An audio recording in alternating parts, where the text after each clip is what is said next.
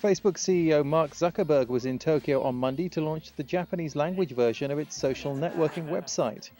Speaking at a news conference, Zuckerberg, who founded Facebook when he was still a student at Harvard University, said it's time to sit down with Google and work out the privacy issues that caused Facebook to block Google's Friend Connect last week.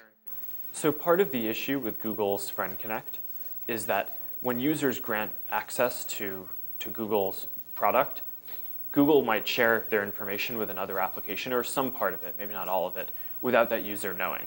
And part of what makes our system work is that people know exactly who they're sharing all their information with.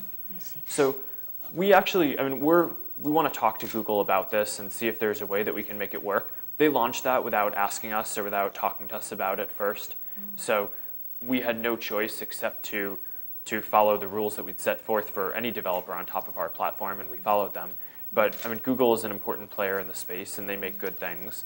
And our goal is to work with them to figure this out. And I think our intention in doing this is pretty clear because we've also released our own product, which does something that's pretty similar in terms of letting people share their information to other places. Facebook faces a tough market in Japan. The #1 social networking site, Mixi, has the market virtually sewn up with more than 10 million users, and some doubt whether Facebook's top selling point, that people use real names, will appeal to Japanese users, many of whom only feel free to express themselves when hiding behind a screen name.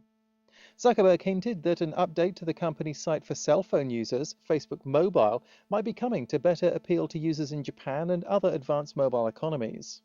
So for mobile phones, we have a mobile version of the site at m.facebook.com that's available and it works across the world.